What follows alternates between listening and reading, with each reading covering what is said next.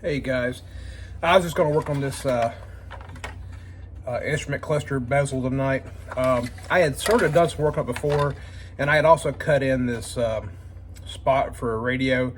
It's just going to be too close, so what I'm actually thinking about doing is this is AC ducting right here, AC ducting. This is where the original radio was, but the original radio was a lot smaller. I've got some plastic. I'm going to refill in this right here and then also fix these broken pieces where it's broken off. It's supposed to have several different pieces here, and also right along the top side here it's supposed to come on out to here and finish off. But yeah, this piece, it was brittle and broken from the beginning. I'm gonna go ahead and use the electric welder here, staple welder, to put this back together with some more plastic, and then epoxy it, and then just leave it for the night. But like I said, I'm gonna fill this back in. As far as radio goes, I'll probably end up just filling this back in, and then if I need, right here's gonna be my tachometer, here's gonna be my speedometer, right here the gauge that I've got, which if you look on my channel, you'll see probably some photos of it.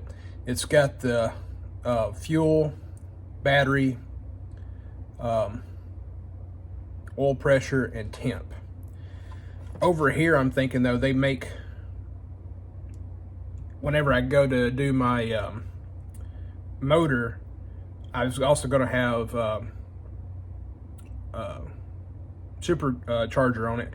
I can get a boost gauge, and so I might do a boost gauge here and something else here. And what I'm thinking about doing is relocate the radio, possibly to near the dash or under it. But they make nowadays, you've got, you know, your smart radios, and I can actually relocate that. You won't even be able to see it. You'll just be able to tune it to whatever channel, and I can hide the controls and make it seamless and make it look a lot better. So it'll look like it doesn't even have a radio, but it will. That's also the thing. I'm getting rid of the antenna hole on the fender and all that.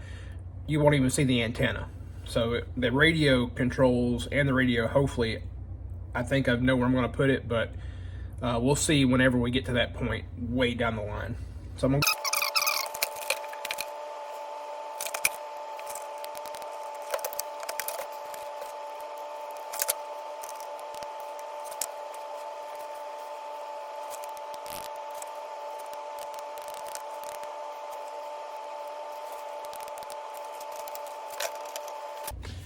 for the older crowd and the younger crowd. When you get older, your eyes don't want to work. I have good vision, but when I get tired, man, my eyes go crazy. And I can't focus. But anyways, part of one thing I'm going to do is, you see I'm putting all these metal staples out. You know, I'll cut all these little tips off. I'm going to redo this here. This had that wood grain look like that. I've got that vinyl over there though, but what I might do is I actually might make a metal piece that actually goes in front of this first. Thin sheet metal, do that. If I've done it before, what they call engine turning, where it's got that spiraled look on it, and I've done it on sheet metal. If I want to do it, I'll do it to the metal that I put on this. If not, I'll just put the metal on there and then use that vinyl sticker. That way, if I ever want to change it, I can. You know, it's not that big of an issue. But right now, I'm just trying to get all these little bits and pieces, you know, and just getting that right there together automatically makes it 1,000 times better. But a lot of this here you're not going to see anyway, because it's going to be covered up by either a piece of metal or vinyl. You can see right here, this is broke off. I've got to extend this tib down here. In fact, this right here is this piece, and you can see it sort of meets up right there. You can see this whole section right here is broke off between here and there. So I've got to fix I've got to drop this down and fix that whole thing. And then this whole corner over here was broke off on this far side, so I've got to sort of fix that too. But like I said, I'm gonna fill this in, then epoxy over it, and then when I put that metal sheet over it, you'll never see this. Same thing with this right here. I'm gonna put a piece of plastic there. And this right here, this is that piece that was broke. I've still got an epoxy here, and one of the things I'm gonna do is I'm going to epoxy this, smooth it back out, and then I'm actually gonna take my sand blaster, my media blaster, and I'm actually gonna blast this entire thing very lightly, but to get this look back, because it's got sort of like a leather grain look, but give it a look back, and then when I spray it, it'll blend in. So that's the plan. And if anybody knows, the switches for these are very one-of-a-kind switches.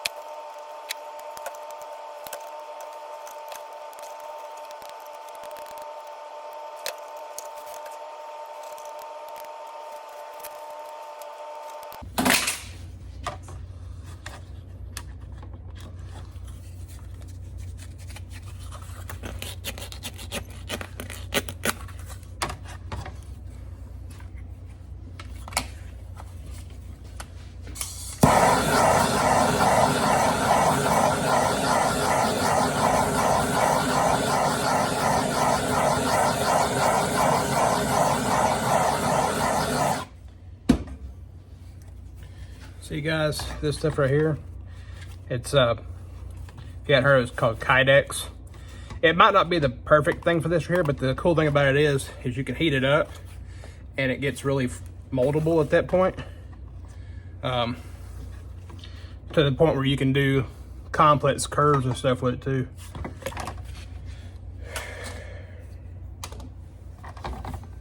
And heat it up just a hair bit more.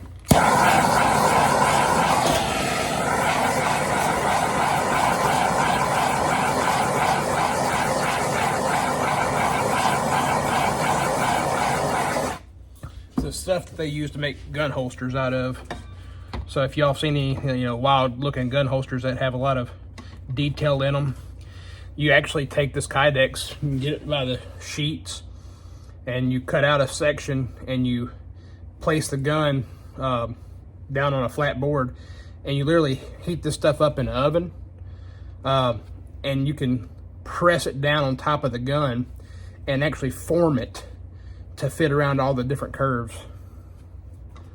So I'm sure any of the people out there who deal with guns know that. I'm just saying this stuff right here also works good for this type of thing, but you sort of have to heat it up, then flex it, then let it sit to cool off, and when it cools off, it'll retain that shape. I'm just trying to get that curve in it because it's got a curve that way. So what I can do now is hold it up and trace my line.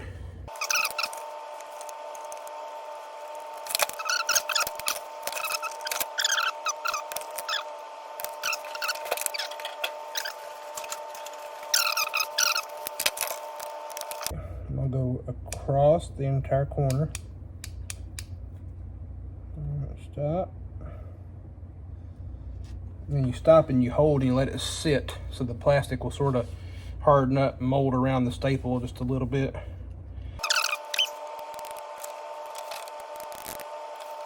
I'm gonna epoxy all this right here too to get more or less. It's like adding Bondo to this right here, and then I'll come back and sand it flush. I need to add.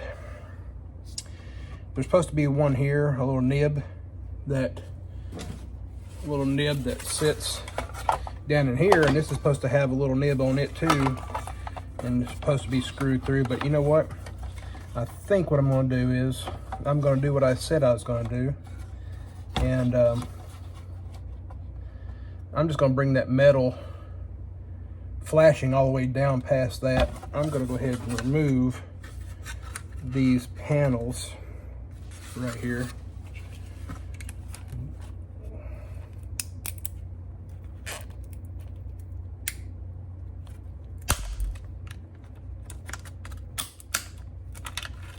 So there's the lights in the panel there. I'm not sure if y'all could see what I'm doing. Probably not. I'm just breaking this glue part right here. Oh, there it is. All right, so there's the wipers and washer side, and here's the lights and panel side.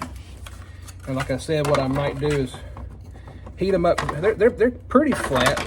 They're not completely flat, but they're pretty flat. But come in from the back side and mount them to where they shine through from the back side right there. Because there is room. There's a nice little shelf in there it can sit on. I don't know, we'll see. I'm just grasping ideas right now. But yeah, now what I'll do is I'll just drop that metal sheet all the way to the bottom here, and that will help take care of this. And what I can do then is I can actually run some rivets through this plastic right here to help hold it. Rivets or you know, some finished screws, something that looks good. Probably some finished screws, something I can take out in case I need to remove this later on and work on anything. But guys, my goal is with, let me look at y'all for a second. My goal with the car, as I'm going through it with any wiring, anything that I put into it, I plan on having it function-wise perfect. It's a tall order for some. Like I said before, I like the wiring aspect of these things. I've been going back and forth talking to a few people about the engine. I'm still wanting to do a supercharged engine. I'm still wanting a 408, but instead of using the aluminum block 6.2, I might drop back to a 6.0 iron block. And actually go with an LQ4, which is the earlier style LS back in the early 2000s, late 90s, early 2000s. And the main reason I was doing that is the LQ4, you had the LQ4 and the LQ9. The LQ4 actually had lower compression, which would actually work better with the supercharger. But if I'm stroking out the 408, I'm not sure what I'm not too versed on all the engine stuff. I've been doing a lot of research, which is why I know where the what variant of motor I'm trying to think of. But the LQ4 and the 6L80 transmission will technically bolt straight up. LQ4 will bolt up to a 6L80. The only thing I have to change is the reluctor ring, and torque converter has got to be a little bit different. And I think there might have been a couple other things, but Holley makes a standalone ECU for the LQ4 6.0 with an already built-in computer for the TCM for the 6L80, the transmission control module, and it's already all built in there. And then I can run drive-by wire to the LQ4 motor instead of having a cable driven. It'll be a throttle body drive-by wire. So there again, just thinking, it'll still be a 408 stroker supercharged. That's what I want. I like that number. I don't know why. It's sort of like the upper end for the Javelin back in the day was the 401. If you look at the emblem, it was a red, white, and blue 401. That's what I did with that.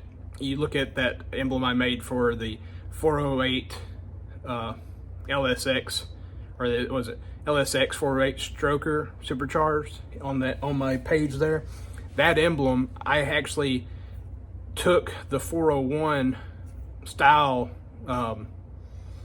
emblem, had AI change it to a with the LSX in front of it, have the supercharged underneath it, and the stroker, you know. So, but it sort of resembles the way the 401 emblem looked on the car back in the day. And so that's what I was trying to go for with that. I'm gonna go ahead and epoxy this and then call it a night.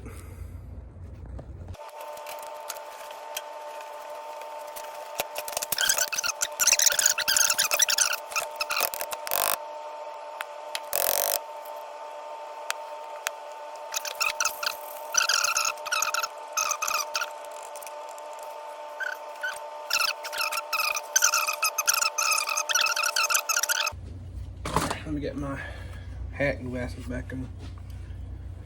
All right. Anyways, yeah, just have y'all sitting in the rack there. Had y'all sitting hanging next to my tools, just looking down at it.